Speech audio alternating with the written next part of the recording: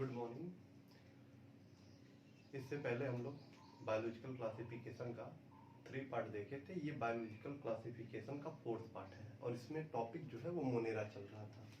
कल मैंने बताया था कि मोनेरा में जो उसका सोल मेंबर है वो क्या है, बैक्टीरिया है, या आप कह सकते हैं कि बैक्टीरिया एक सिंगल मेंबर है जो किसमें पाया जा रहा है, आपका मोनेरा में। तो आज हम जो स्ट्रक्चर देखेंगे, स्ट्रक्चर ऑफ बैक्टीरिया, या उसी को आप मान लीजिए कि स्ट्रक्चर ऑफ मोनेरा है।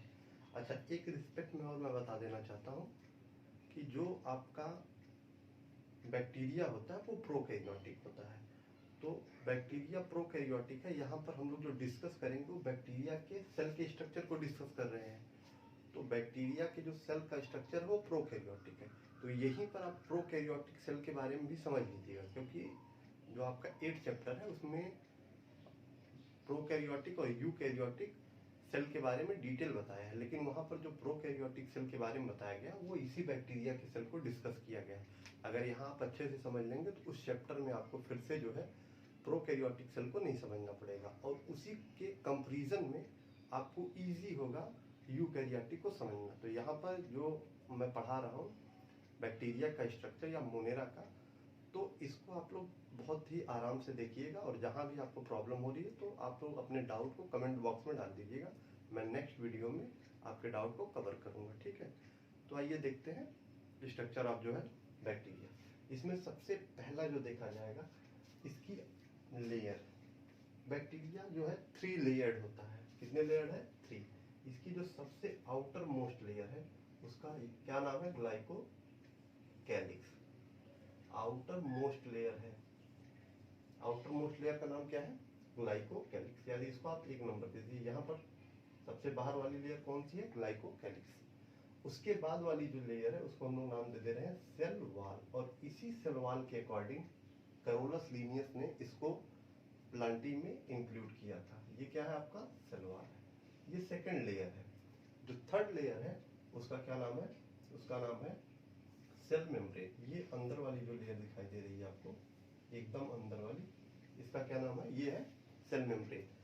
सेल मेम्ब्रेन आपको अंदर की तरफ फोल्ड फोल्ड दिखाई दे रही होगी। ये आपका क्या है? सॉरी, ये आपका क्या है? सेल मेम्ब्रेन है, ठीक है।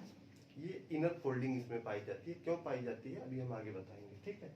इन तीनों को मिला के ग्लाइकोकैलिक्स, सेल वॉल और सेल मेम्ब्रेन को मिला के हम लोग तीनों को एक साथ बोला जाता है सेल इन्वेलप। क्या बोला जाएगा? इन तीनों को मिला के, मैं यहाँ लिख देता हूँ यहाँ पे जगह, इन तीनों को मिला के क्या बोला जाता है? सेल इन तीनों को देखिए, ग्लाइकोकैलिक्स, सेल वॉल और सेल मेम्ब्रेन को मिला के हम लोग क्या बोलेंगे? Cell envelope. क्या बोलेंगे? सेल इन, क्या बोला जाएगा? सेल इन्वेलप, ठीक है।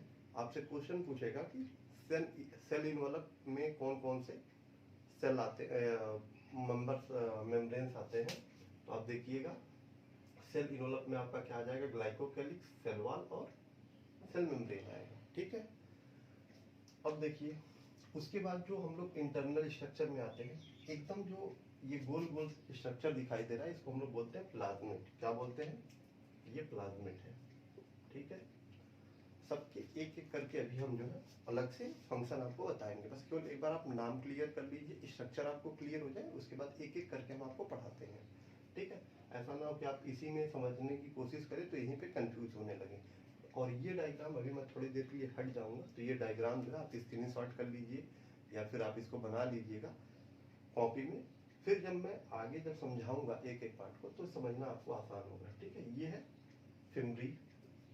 फिम्ब्रियाई, ये है पिलाई, ठीक है। यहाँ पर जो डॉट डॉट दिखाई दे रहा है इसको मैंने बोल रहा हूँ इंक्लूसिव बॉडी। क्या बोल रहे हैं? Inclusive body. इसको मैं बोल रहा हूँ राइबोसोम, ठीक है। ये क्या है? आपका राइबोसोम है। यहाँ पर क्या है? ये है न्यूक्लियोइड। क्या है? न्यूक्लियोइड है, नॉट न्यूक्लियस है। और क्या है? मीजोसोम। और ये जो आपको स्ट्रक्चर दिखाई दे रहा है इसको हम लोग बोलते हैं, मैं नाम इसका लिखना भूल गया था, इसको बोलते हैं फ्लैजिला। क्या बोला जाता है इसको? इसको बोला जाता है फ्लैजिला, ठीक है। हम लोग देखते हैं कि सेल इन्वेलप में क्या होगा, और एक एक लेयर को हम लोग समझते चलेंगे, ठीक है। इसमें क्या होगा ध्यान से देखिएगा। एक मिनट, पहले इसका स्ट्रक्चर को आपको बना लीजिए। मैं हट जा रहा हूँ। जिसको स्क्रीनशॉट लेना है स्क्रीनशॉट ले ले, जिसको बनाना है वो बना ले। ठीक है, हो गया होगा। मुझे लगता है आप लोग स्क्रीनशॉट करने में बहुत एक्सपर्ट है। अब तक तो आप लोग 4-5 बार स्क्रीनशॉट ले लिए होंगे, है ना। तो स्क्रीनशॉट आपका हो गया। अब मैं एक एक पॉइंट पर आपको समझाता चल रहा हूँ। तो सबसे आउटर लेयर जो होती है ग्लाइकोकैलिक्स, या हम सेल इन्वेलप पे ही देखते हैं। ठीक है, इसको मैं मिटा रहा हूँ। ठीक है, इसको मैं क्या कर रहा हूँ, मिटा रहा हूँ। ये स्ट्रक्चर आपके माइंड में आ जाना चाहिए। ठीक है, क्योंकि इसी के अकॉर्डिंग है मैं स्ट्रक्चर इसलिए बना दिया हूँ कि ये आपके माइंड में रहे, और इसी के अकॉर्डिंग अब हम जो है आगे एक एक पॉइंट को इसको डिस्कस करेंगे। ठीक है, कमेंट बॉक्स में कल कुछ लोगों ने कहा था कि वॉइस क्लियर नहीं है, तो थोड़ा सा वॉइस का इशू था, लेकिन मुझे नहीं लगता है कि जो कल वाली वीडियो थी उसमें कोई वॉइस की इशू रही होगी। ठीक है, बाकी आज वाले भी वीडियो में मैं पूरी कोशिश कर रहा हूँ कि वॉइस की इशू ना रहे। ठीक है, देखिए सबसे पहले हम लोग देखेंगे, यहाँ पे थोड़ा सा लिख देता हूँ, टाइट हुआ है लेकिन फिर भी देखिए यहाँ पे हम लोग क्या लिखेंगे, सेल। हम लोग देखते हैं सेल इन्वेलप में क्या क्या है। ठीक है, सेल इन्वेलप 3 लेयर को मिला के बोला जा रहा है cell envelope. Outermost layer कौन सी है, आउटर मोस्ट लेयर क्या है,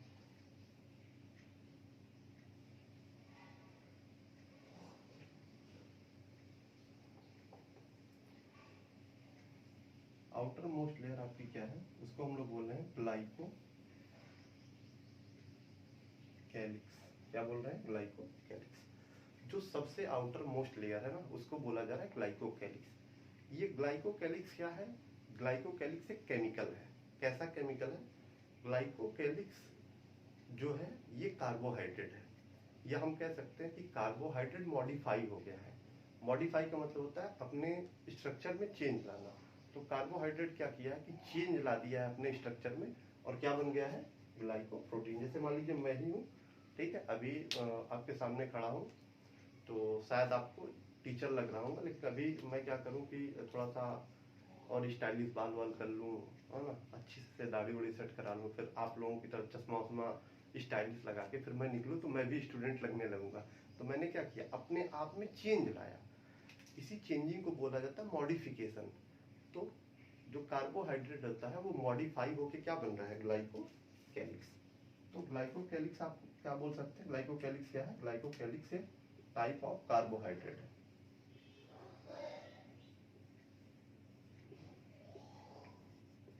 क्या है, टाइप्स ऑफ कार्बोहाइड्रेट है।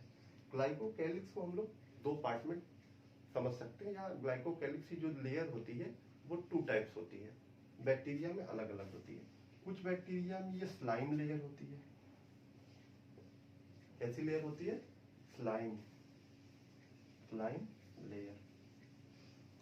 और कुछ बैक्टीरिया में ये होती है कैप्सूल होती है। क्या होती है, कैप्सूल होती है।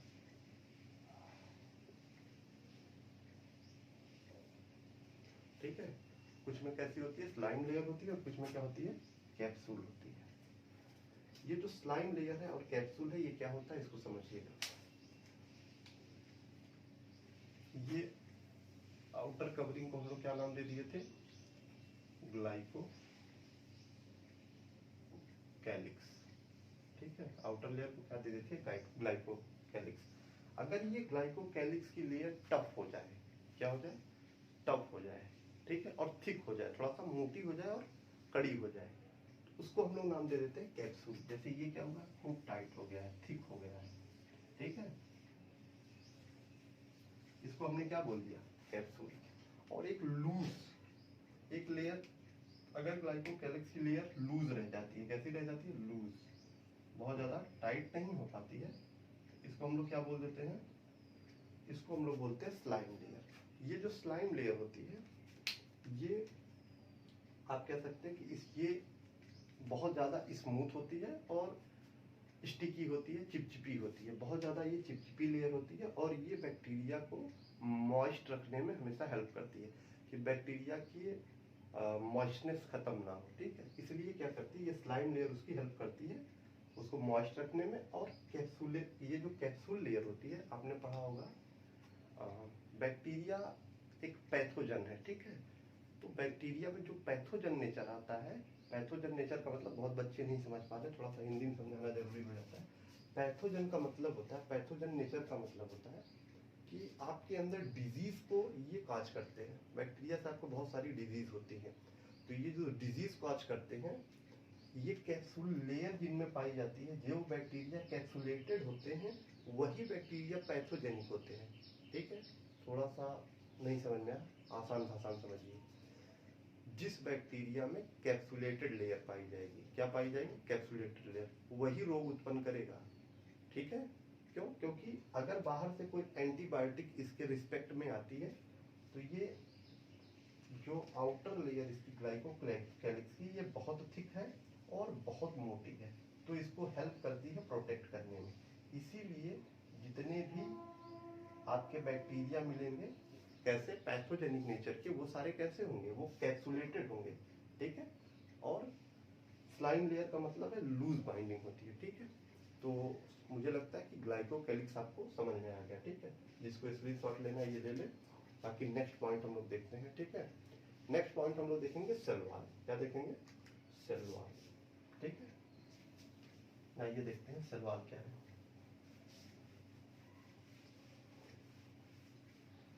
देखिए ऐसा है ना कि एक एक टॉपिक को आराम से तसल्ली से समझते चलिए। जहां आपको दिक्कत हो रही है उसको फिर से आप जो है एक बार रिवाइज कर लीजिए। नहीं समझ में आ रहा है फिर कमेंट बॉक्स में डालिए। हम पूरा यहाँ पे कोशिश करेंगे कि आपके सारे डाउट को जो है हम लोग क्लियर करते चलें। देखिए सेल वॉल, सेल वॉल के बारे में मैं पहले आपको एक बता देना चाहता हूँ। सबसे बड़ी बात कि जो करोलस लीनियस ने 2 क्लासिफिकेशन किंगडम दिया था वो सेल वॉल के बेस पे दिया था। बैक्टीरिया में सेल वॉल दिखी तो उन्होंने कहाँ रख दिया था उसको? प्लांटी में, ठीक है। और प्लांट भी कहाँ थे? प्लांट भी आपके कहाँ थे? प्लांटी में। तो जो प्लांट में सेल वॉल पाई जाती है, प्लांट में जो सेल वॉल पाई जाती है वो किसकी होती है? सेलुलोज की। सेलुलोज क्या है? ये पॉलीमर ऑफ ग्लूकोज है, ठीक है। सेलुलोज क्या है? पॉलीमर ऑफ ग्लूकोज है। मतलब बहुत सारे ग्लूकोज के मिलने से क्या बनता है? सेलुलोज बनता है। तो जो प्लांट में आपको दिखाई दे रहा है, प्लांट की आउटर लेयर है, या प्लांट की जो सॉरी आउटर लेयर नहीं, प्लांट की जो सेल वॉल है वो किससे बनी है? सेलुलोज से। लेकिन जो बैक्टीरिया होता है, बैक्टीरिया की जो सेल वॉल है वो किससे बनी है? बैक्टीरिया की सेल वॉल को हम लोग बोलते हैं ग्लाइकोप्रोटीन। क्या बोलते हैं?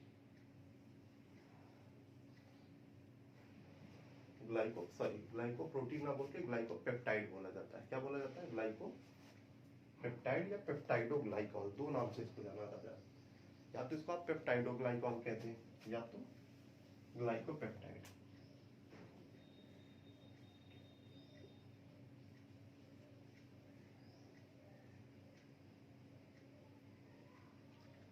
पेप्टाइडोग्लाइकॉल, ठीक है। किससे पाई जाती है? पेप्टाइडोग्लाइकॉल या ग्लाइकॉल, ठीक है। पेप्टाइडोग्लाइकॉल। इसको पेप्टाइडोग्लाइकॉल का क्या मतलब समझिएगा। ये पाया जाता है एक तरह का, ये समझ लीजिए कि कार्बोहाइड्रेट है, ठीक है। क्या है? कार्बोहाइड्रेट क्या है? एक तरह का ये कार्बोहाइड्रेट है, या कार्बोहाइड्रेट्स को ना बोलना ज़्यादा, आप सबसे अच्छे से समझिए। ये ग्लाइकोजन है, ठीक है। क्या है? Glycogen plus amino acid. क्या है? Glycogen plus amino acid. Glycogen और एमिनो एसिड के मिलने से जो केमिकल फॉर्म हो रहा है उसको हम लोग क्या नाम दे रहे हैं? पेप्टाइडोग्लाइकॉल। ये जो सेल वॉल होती है किसकी? बैक्टीरिया की। किसकी बनी है? ये पेप्टाइडोग्लाइकॉल की बनी है, ठीक है। इसमें कोई कंफ्यूजन नहीं होगा। अगर आपको बहुत ज़्यादा नहीं प्रॉब्लम हो रही इसमें तो आप समझिएगा कि ग्लाइकोजन और प्रोटीन दोनों को मिलके क्या बना रहे हैं? आपका सेल वॉल बना रहे हैं। जो आपको समझना है समझ लीजिए, लेकिन बस यहाँ से आपको जो क्वेश्चन पूछेगा बस यही पूछेगा कि सेल वॉल किसकी फॉर्म हो गई थी, तो आप बताएंगे पेप्टाइडोग्लाइकॉल की, ठीक है। सेल वॉल का फॉर्मेशन किससे होता है तो आप क्या कह देंगे? पेप्टाइडोग्लाइकॉल, बस। बाकी कुछ नहीं पूछेगा, ठीक है। इससे ज्यादा पूछेगा तो फिर आपके नीट लेवल में ही इससे ज़्यादा ऊपर लेवल जाता है। और नीट में भी ये क्वेश्चन ज़्यादातर जो पूछा गया वो पेप्टाइडोग्लाइकॉल ही पूछा गया है। और आपकी एनसीईआरटी में इसको कोड करके लिखा है कि ये ग्लाइकोजन प्लस एमिनो एसिड का होता है। ठीक है, सेल वॉल हो गया। अब हम लोग देखेंगे सेल मेम्ब्रेन। क्या देखेंगे? Cell membrane. आइए सेल मेम्ब्रेन को देखते हैं।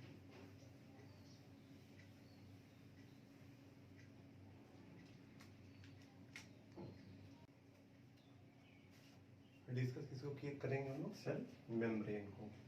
ये इनर मोस्ट लेयर है। कैसी है? Inner most layer.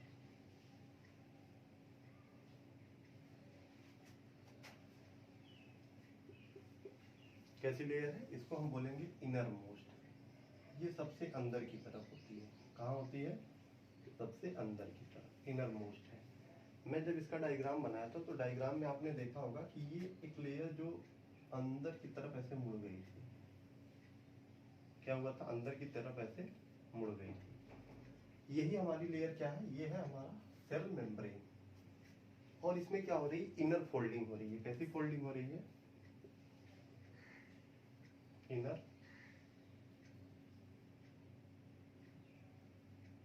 Inner folding हो रही है। ठीक है, सेल मेम्ब्रेन के अंदर क्या हो रहा है? सेल मेम्ब्रेन अंदर की तरफ ऐसे मुड़ रही है। इसी को मैं बोल रहा हूँ इनर फोल्डिंग इसमें हो गई है। ठीक है, ये जो इनर फोल्डिंग हुई है इसमें बहुत सारे रिस्पायरेटरी एंजाइम होते हैं। क्या होते हैं?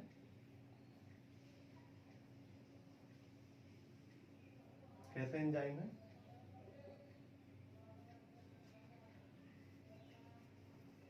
कौन सा एंजाइम है? रिस्पायरेटरी एंजाइम है। ये रिस्पायरेटरी एंजाइम क्या करेंगे? ये रिस्पायरेटरी एंजाइम रिस्पायरेशन में हेल्प करेंगे। किसमें हेल्प करेंगे? रिस्पायरेशन में हेल्प करेंगे। तो जो फंक्शन आपके माइटोकॉन्ड्रिया का होता है वही फंक्शन इस इनर फोल्डिंग का भी हो रहा है। और इस इनर फोल्डिंग का नाम हम लोग दे देते हैं, यहां मैं लिख देता हूं, मीसोसोम। क्या है? मीसोसोम। मीसोसोम इनर फोल्डिंग है किसकी? सेल मेम्ब्रेन की। और इसमें क्या पाया जा रहा है आपके? इसमें पाया जा रहा है रिस्पायरेटरी एंजाइम। ये एंजाइम आपके रिस्पायरेशन में हेल्प करते हैं। किसमें हेल्प करेंगे? रिस्पायरेशन में। और जब आप यूकैरियोटिक सेल पढ़ेंगे तो उसमें रिस्पायरेटरी एंजाइम पाए जाते हैं माइटोकॉन्ड्रिया में। तो जो फंक्शन माइटोकॉन्ड्रिया का हो रहा है उसी के सिमिलर फंक्शन कौन कर रहा है? आपके मीसोसोम। लेकिन अगर देखा जाए तो मीसोसोम और माइटोकॉन्ड्रिया फंक्शन के तौर पे तो सिमिलर है, लेकिन स्ट्रक्चरल देखा जाए तो दोनों सिमिलर नहीं है। ठीक है, इसीलिए इसको मैं बोल सकता हूँ, क्योंकि इन दोनों का फंक्शन सेम है, मीसोसोम और माइटोकॉन्ड्रिया को, तो इसको मैं बोल सकता हूँ एनालॉगस।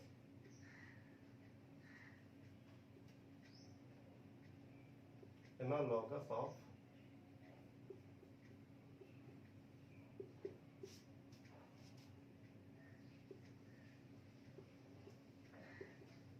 इसको मैं क्या बोल दूंगा? Analogous of mitochondria. एनालॉगस और होमोलॉगस क्या होता है इसको थोड़ा समझ लीजिएगा। देखिए, जैसे मान लीजिए किसी की ओरिजिन सेम हो, ठीक है, ओरिजिन सेम हो और स्ट्रक्चर जो है अलग हो। ओरिजिन सेम हो और स्ट्रक्चर ओरिजिन सेम हो और फंक्शन जो है डिफरेंट हो, उसको मैं बोलता हूँ होमोलॉगस।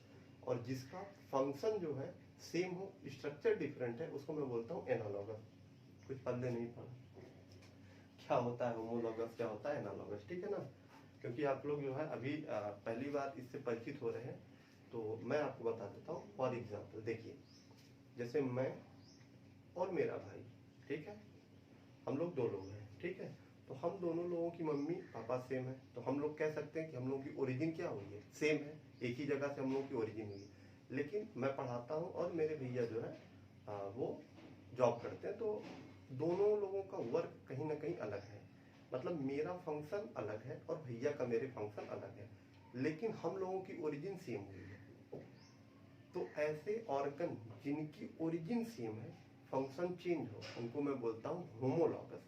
लेकिन देखिए, बहुत सारे लोग मेरे साथ टीचिंग करते हैं, बहुत सारे टीचर हैं जो मेरे साथ टीचिंग करते हैं, तो ऐसा तो है नहीं कि हमारी ओरिजिन और उनकी ओरिजिन सेम है, नहीं, उनके मम्मी पापा अलग, मेरे मम्मी पापा अलग, तो उनकी ओरिजिन और मेरी ओरिजिन डिफरेंट है, लेकिन दोनों लोगों का फंक्शन सेम है। वो भी पढ़ाने का काम कर रहे हो, मैं भी। तो ओरिजिन डिफरेंट हो और फंक्शन सेम हो, ऐसे ऑर्गन को बोला जाता है एनालॉगस। तो एनालॉगस क्या है? माइटोकॉन्ड्रिया क्या है? माइटोकॉन्ड्रिया का एनालॉगस आपको कौन दिख रहा है? मीसोसोम।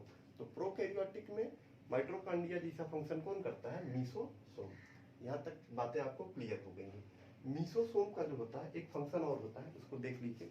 मीसोसोम का एक और फंक्शन होता है, ये जो मीसोसोम होते हैं यहीं पर आके आपका जो है, ध्यान से देखिएगा, मीसोसोम से अटैच होता है आपका न्यूक्लियोइड। क्या अटैच होता है? ये जो मैं स्ट्रक्चर बनाया था ये न्यूक्लियोइड है, ठीक है। ये आके अटैच कहाँ होता है? आपके मीसोसोम से, ठीक है। तो मीसोसोम से जब ये अटैच होता है, ठीक, तो मैं कह सकता हूँ कि ये डीएनए रेप्लिकेशन में हेल्प करता है। किसमें हेल्प करता है? डीएनए रेप्लिकेशन में, ठीक है। ये मीसोसोम जो इनर फोल्डिंग है, देखिए ये ऐसे है, मान लीजिए कोई सेल है, ठीक है। इसमें ये क्या है? ये इनर फोल्डिंग बढ़ती जाती है, बढ़ती जाती है, बढ़ती जाती है, और एक टाइम आने के बाद ये और बढ़ गई, ठीक है। शायद यहाँ पर आपको क्लियर ना दिखे, मैं बीच में बनाता हूँ, ध्यान से देखिएगा। ये मीसोसोम है, इनर फोल्डिंग है, ठीक है। और इधर नीचे से कोई इनर फोल्डिंग है, ये इनर फोल्डिंग बढ़ती गई, ये भी इनर फोल्डिंग बढ़ती गई।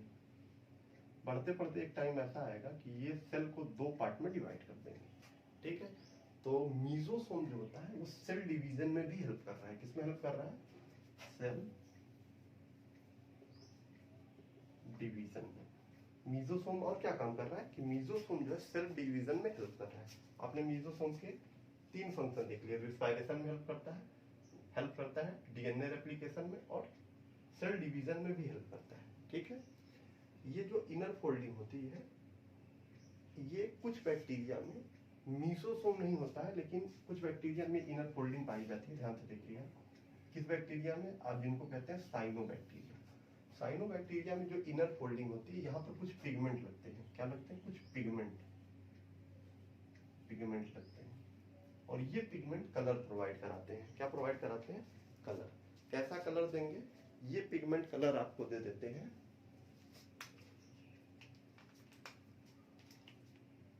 ये पिगमेंट आपको ब्लू कलर दे सकते हैं, ग्रीन कलर दे सकते हैं, कोई भी कलर दे सकते हैं। जैसे आपने ब्लू ग्रीन एल्गी पढ़ा है ना, या पर्पल, तो ये जो पिगमेंट है इसी को हम लोग नाम दे देते हैं, कहाँ लिख दें, ये हो गया आप लोगों का, ठीक है। इसको थोड़ा सा स्क्रीनशॉट ले लीजिए, फिर इसको आगे बताते हैं, ठीक है। ये अगर आपका स्क्रीनशॉट हो गया, मैं इधर आ जाऊँ, यहाँ शैडो आएगी, देख लीजिए, स्क्रीनशॉट ले लीजिए, फिर इसके बाद आगे पढ़ाते हैं।